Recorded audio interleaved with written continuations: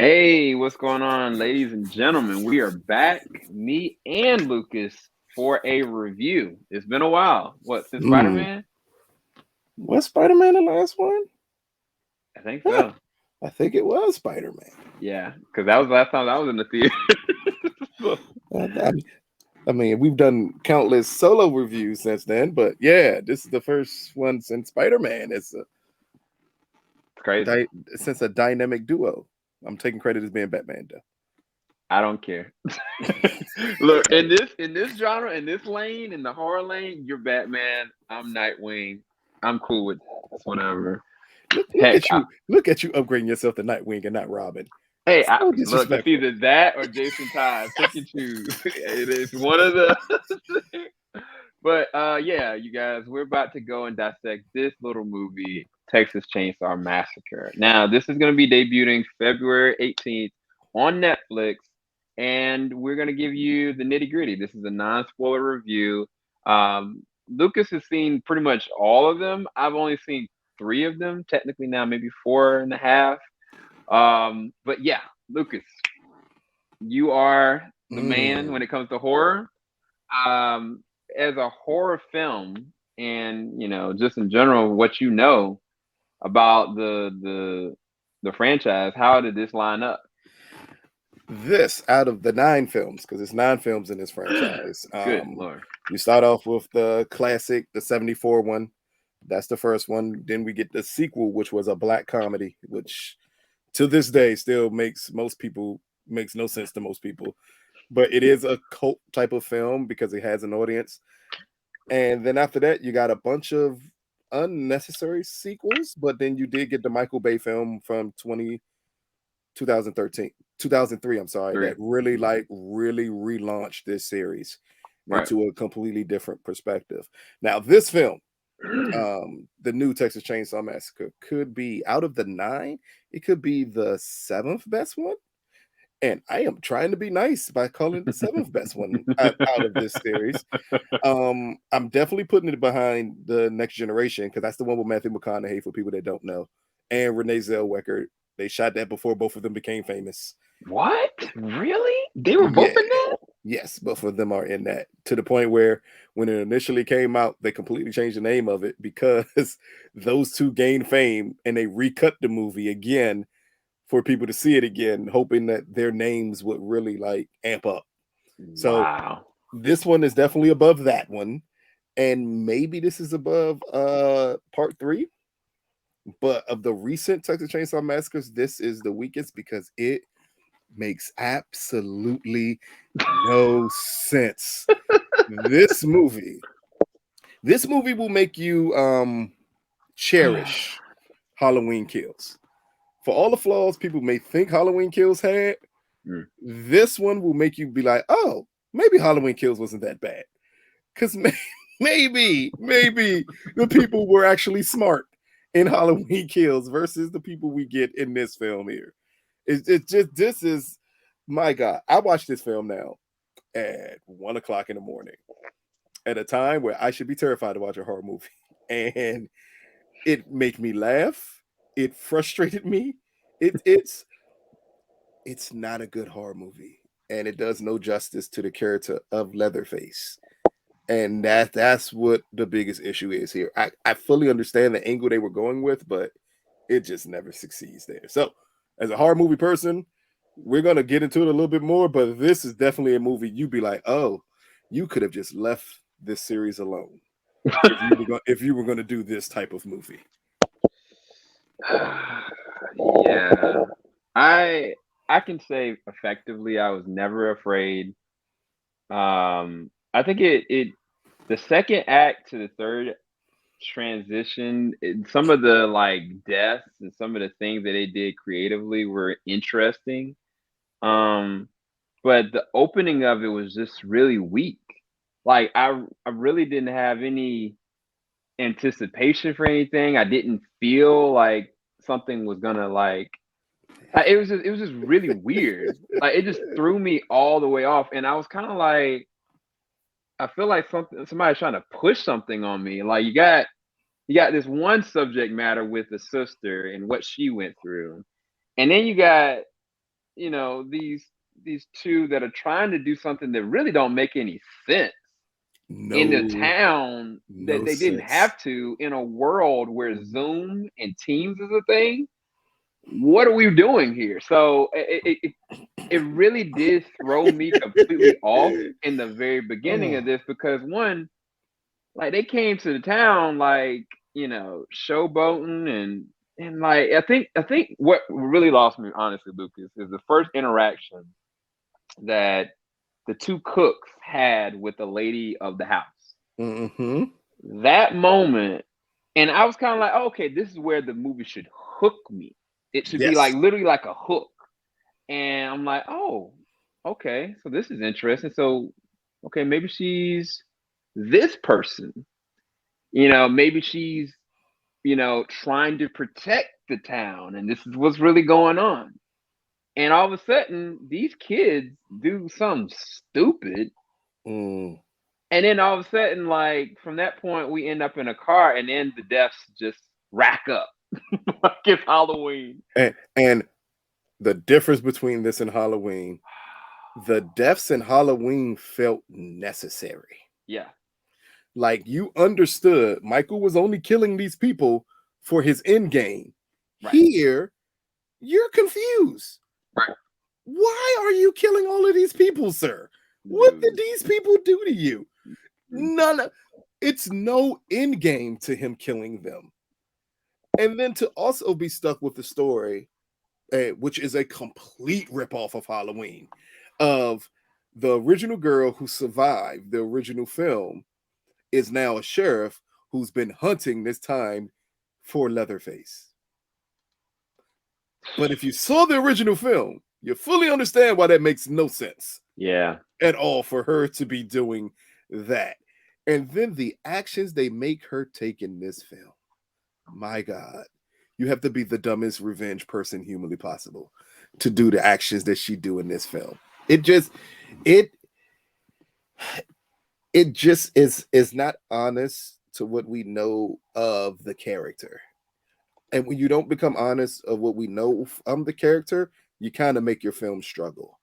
And this was so unnecessary for Leatherface. Like, we've seen bad films in this series here, but we've just never seen a film be disrespectful towards the main character. Right. Like, this is the start of the slasher genre. In all honesty, like, a lot of people give Halloween that credit, but it started with Texas Chainsaw Massacre, which came out, I want to say 5-6 years before Halloween did. Right. Like, this movie set the template for how to do these teen type slasher films. And this here just decided we're just going to disrespect everything we know about slasher films and give you a film that we're going to pile up in a 90s fashion with so much gore that it can make your stomach hurt. And right. We're just going to drop away anything that can make any sense. And we're going to set up more moments for more gore while making absolutely no sense. Like, it's moments in this film, if we could, because this is a non-spoiler review, I cannot yell as much as I want to about this film and the things and the decisions that are made by the stupid people in this movie. Oh my gosh, bro. One of the things I can bring up, and it's not necessarily a spoiler, as we see in the trailer of this film, when Leatherface gets on the bus full of people and all the kids pull up their cell phones and say, dude, you do anything and you're going to get canceled. He has a freaking chainsaw in his hand. Do you think his thoughts of, oh my God, you're going to cancel me, could ever play dividends here? It doesn't at all. It makes no sense to do it that way. But again, this is a movie that sets up its gore. It just sets it up bad. Yeah. Like, if you saw the opening, as Sam says, of this film, and you're waiting to be grabbed by this film, it just never happens. Not at all. Throughout the flaws of Halloween Kills, which I'm going to constantly compare this film to, just because these are two big films star iconic characters, and in a form of rebranding that iconic character. At the beginning of Halloween Kills, it is a massacre that Michael pulls off, but that massacre grips you for everything he does. Here, they don't manage to do it because it makes no sense. Right. Right. And it's kind of like when I'll say this, the first kill that we see this man do, I kid you not, somebody literally just touches him like, yo, homie, you all right? Like, and it's kind of like a justified, are you okay? Yeah. Like it won't like, you know, a threaten, like, yo, you're a part of this town too. You cool. And all of a sudden, this man, I gotta spoil this. I kid you not, he breaks the arm, The wrists. breaks the man's wrist, and the bone that's sticking out, he proceeds to stab it in the dude's neck. Now, just picture that in your head. Somebody breaking somebody's wrist, the bone sticking out, and it could honestly, if you that strong, you could have just left the man alone. Like, yo, get off of me. You know, like you mad, but no, he proceeds to just go on a killing spree. And when again, the strong suit I'll say with the movie is that the gore is on 10, but it's not even that it's not earned, it's not merited. It doesn't make sense to the progression of where this is going. Because like Lucas said, you got these two kids. Well, not I ain't call them kids. I'm young adults. Young adults, yes. One has, you know, a girlfriend and is a chef. The other one got a sister, is dealing with some personal things. And they in this town, people they don't know, and they already pissing people off at the gas station. Can I ask a quick question? Yeah. Did they buy the town? And they were trying to they bought the town and they were trying to rebrand the town as something else? So this is the thing. My understanding was that he brought like the area that is where everything took place, but I don't understand why. You're a cooking show. There's no any Dude. like, even if it's, you know, any cooking show you've seen, they aren't gonna do anything outside. It's gonna be inside anyway. But again, where the movie dropped for me, all honesty, full transparency, was the moment where they went in and, you know, the lady was like, look, no, I ain't doing anything. And then the guy proceeds to get all offensive. Now, I get it. Like, you see something outside, it maybe made you feel away. You feel like you have ownership of this. But the way that it came off was just so like, bro, I need to like you. I need to like you. To care if something happens to you. Right. That's the problem here. And it's like every single person, except for one, there's one townie that I was like, you know what? I ain't got really a problem with you, townie. You seem pretty cool, you know? But then the townie becomes an idiot. That like, right.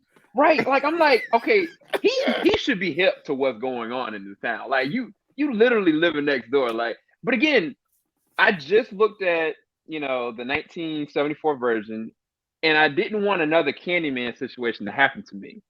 And so I looked at it and I was like, yo, the back half of that movie was brutal. Was disturbing to me. Yes. Like, I was sitting there watching it before we got into this, and I was like, Lucas, I might need a minute.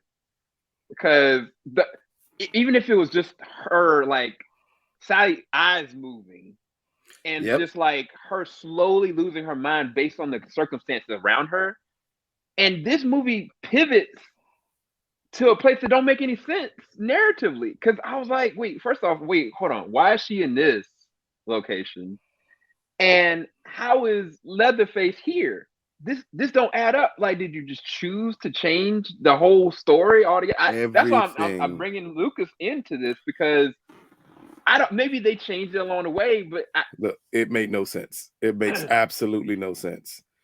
Why are we hiding items in walls that he has to break down walls to pull out something that would never need to be hidden behind a wall? It makes no sense. It's so many actions in this film that don't make sense. And this is why people amazingly have issues with Netflix when Netflix touch known properties. Yeah.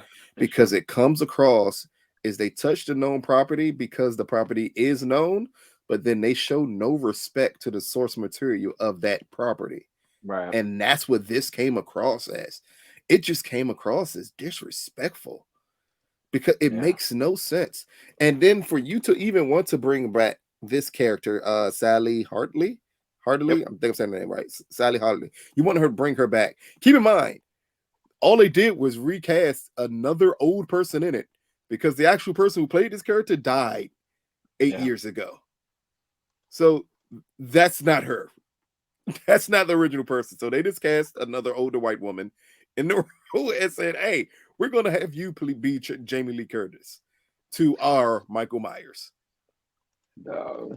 But the respect that character of Jamie Lee Curtis, Laurie Strode, is shown in Halloween, if they would have shown half that respect to Sally's character here, you could have got such a better movie. Right. If you would have went down the angle that maybe the mom is still alive and still in his house because she understands if he gets out, what will happen. Right. Just something, except for hipsters coming to town. No one likes hipsters. And hipsters want to take over. And they want to... I don't even know what the hell they were doing to the town. It makes no sense here.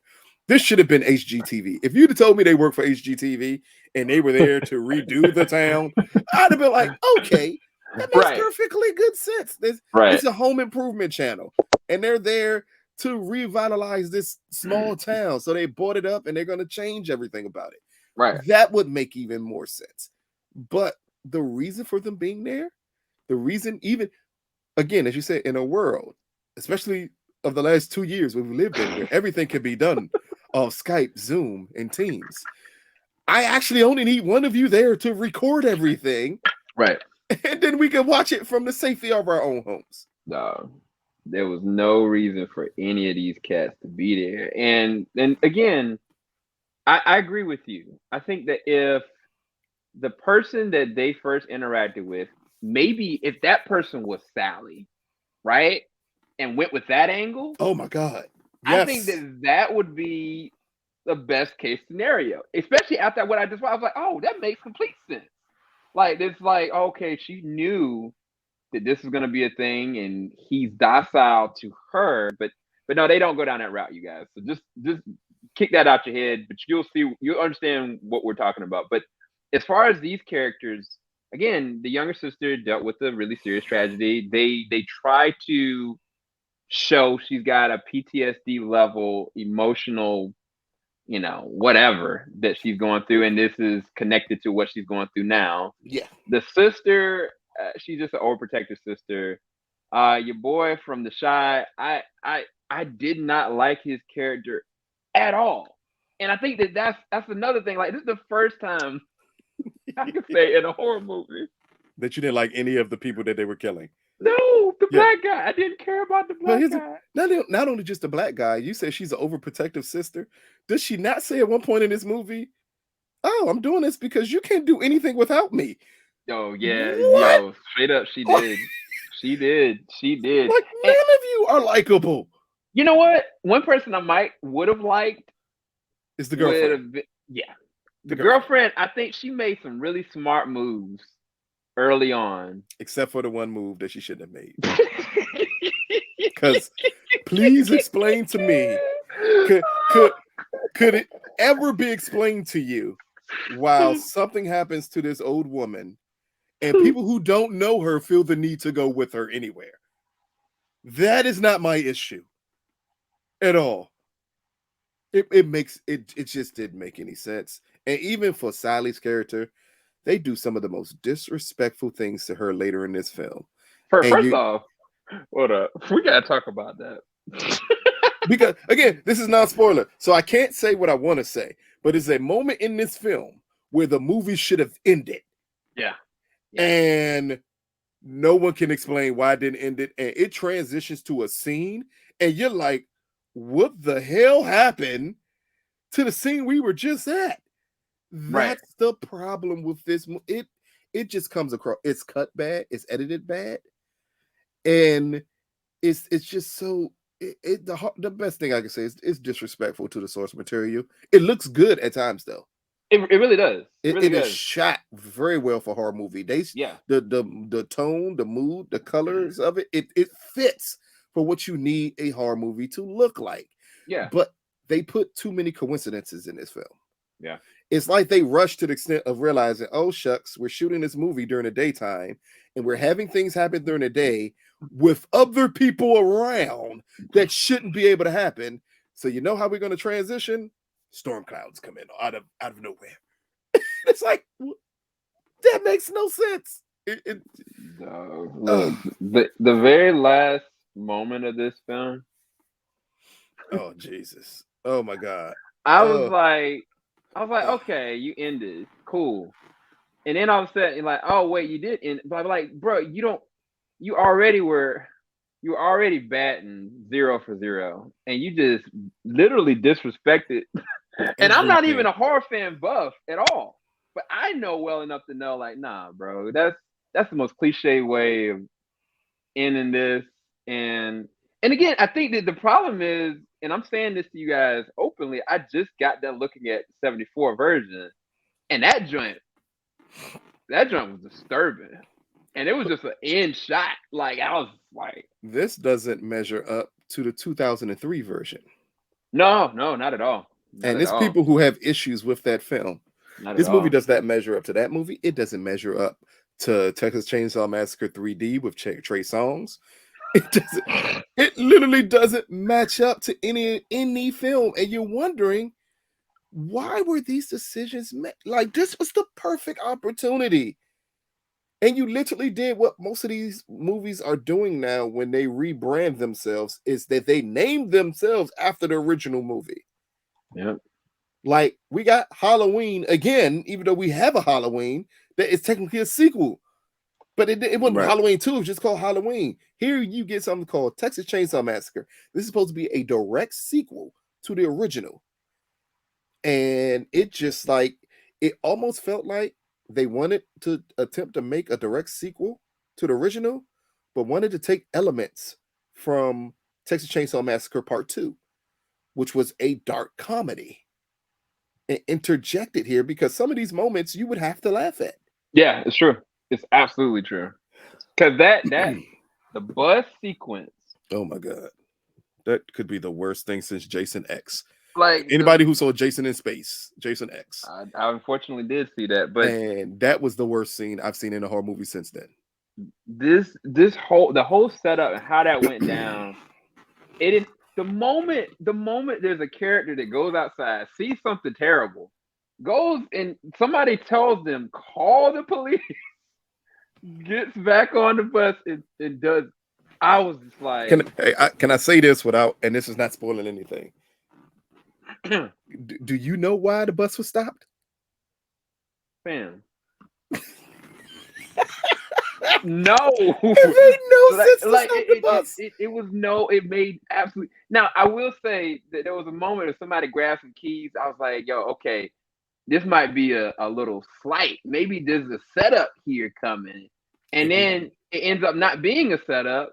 And I was like, so you just. And then he died. Oh my gosh. And so by the time we got to the bus, I was like. And the reason he takes the keys makes no sense. It makes no sense. It was just for setup. It was just for setup. Again, if you're looking for just a basic horror movie to watch and you care absolutely nothing about anything else, maybe you can check this out on Netflix. If this is a downgrade for Netflix, Netflix normally doesn't do too bad in the horror movie market. They had one of the best horror movies of the last couple of years in The Old Ways that came out last year. So I give them credit a lot when it comes to horror movies because they tend to care about the characters. And again, this fell back to taking a big brand and attempting to do something and ruining it. This is the first ruined horror movie rebrand I've seen. Like the remake of Halloween, not too bad. Wrong Turn, which redid itself last year, is a really good movie. And I was hoping the same. I wanted this movie to be great. I couldn't wait to see this movie. And yeah, he was excited. He was excited. Just when I saw the trailer for the first time, all those great feelings started going away. And I said, oh God, they're going to ruin this movie. And I could not imagine they would have given this product. This was much worse than anything I could have thought. Yeah. Yeah, I really don't know what to say other than I think that I think it's going to do well from a viewership standpoint, regardless if people crucify it on a critic standpoint. Oh, name. I think It's, people are going to be watching this a lot it's a Texas just Chainsaw Massacre. The based name on just the alone. IP. Yeah, just Yeah. on the IP alone, like people are going to watch it, so it's going to do well. I mean, from an entertainment standpoint, it might be something you might want to look at to laugh at, like straight up. Like Yeah. I don't know how to say it nicely, but it was not the best. But it does, just kind of like with the Candyman situation, it makes me want to go back, rewatch 2003 version again. I just got done looking at 74. I'm gonna ask Lucas for a recommendation for a third one to watch, and I might watch that. But this won't it, man. Unfortunately, we have bad news. I mean, it's just not it. But Yeah. don't have to take our word for it. Go and check it out yourself. It'll be on Netflix this Friday. And while you're watching this right now, the movie should be already out. Yes. So, Because, and again, another bad sign. The movie is embargoed until the day is available for everyone to see it. Whenever that happens, most times they don't have faith in the product that they're putting out. In all honesty, they don't think it's something that's gonna like surprise people. And again, for a horror movie rebrand, and I just named Halloween, Wrong Turn, hell, Child's Play, Scream. All of these are recent films that have been rebranded for a newer generation, and this should have been that. And instead, boy, did they make a bad 80s, early 90s horror movie with the look of something from 2022. yeah. I mean, do you think the problem was the writing ultimately? Oh, everything. I won't just put it on one group of people. I'm going to put it on the acting. I'm going to put it on the writing. I'm going to put it on the director. I'm going to put it on the producers. I'm going to put it on Netflix. I'm going to put it on the original people who didn't decide to own the rights to this series. I'm blaming everyone humanly possible for this movie. And keep in mind also in this movie, Leatherface is supposed to be in his 60s. And Leatherface has never been established as a guy who has supernatural abilities like Michael Myers. So some of the stuff he does makes absolutely no sense in this movie. So yeah, we're just gonna go ahead and rate it, you guys. Lucas, since you started first, you go ahead and rate it, and then I'll leave my rating, and then Okay, we'll. are we doing grades? Are we doing scores? How are we going to start off JVS's ratings for 2022 as it pertains to us doing reviews together? So I think that you should rate this, I guess, a letter grade, because if we rated it from a number 1 to 10, I think I don't think You already know what my number. we already know where that's gonna go. Yeah. But I'd maybe do A to F, and then Man, give us your perspective on a horror A to F. Just horror A to F, and then okay. movie rated A to F. Okay, so horror A to F, this is a F. For horror A to F. For movie A to F, this is a Z. I'm not gonna even we're not gonna put it up there. This is a film, and I'm all for horror movies. I'm all for horror movies doing what this film does, which is setting up cheap tricks to get cheap thrills and set up cheap gory moments. But the problem is you need to do that with horror films that don't have a history behind it. This film, this series has way too much history behind it to get such a disrespectful entry into it. This movie feels like when Halloween fell off course and they made like Curse of Michael Myers. But Curse of Michael Myers is even better than this film. This film, it just feels like they lost what makes this character and these stories great. Like I'm just amazed that they did such a disrespectful job with this film. Yeah. I'm gonna rate this at a D or a D minus.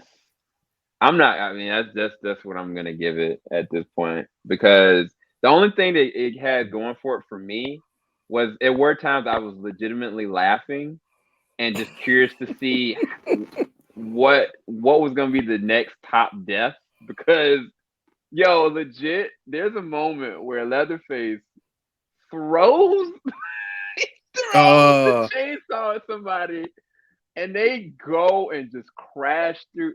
And like, I was laughing, but at the same time, I was like, oh snap, they about to catch it.